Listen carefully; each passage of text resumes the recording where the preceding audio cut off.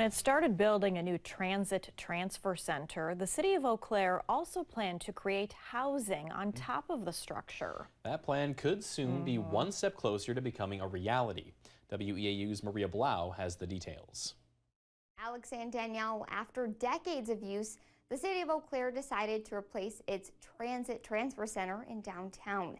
As part of the new facility, the city wanted to add housing.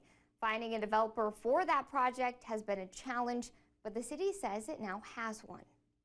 Almost a year and a half ago, work began on a new transit transfer center on Farwell Street in downtown Eau Claire. As it gets closer to completion, a new project at that site looks to get the green light. It's fundamentally a residential development agreement, so it allows Merge LLC to build approximately 80 residential units above the transit transfer center. The Eau Claire City Council is expected to make its decision on that agreement at its Tuesday meeting. Creating housing on top of the structure is something the city's been working on from the start. Finding a developer that would take it on has been a challenge. It's just a more complicated project, so there's fewer developers that are comfortable beginning their building 3 stories in the air.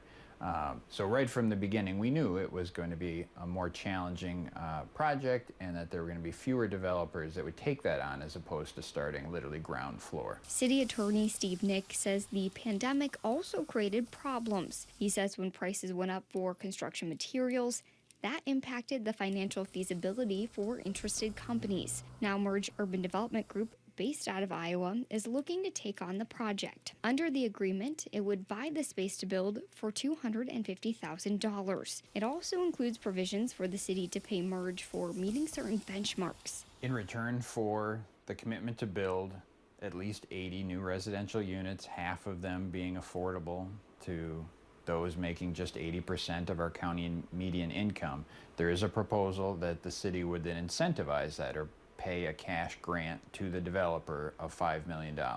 Over time, Nick says that money will be paid back by the project. The developer must pay at least $250,000 in taxes for a minimum of 30 years. At that rate, Nick says the city would get back its initial investment in 2 decades.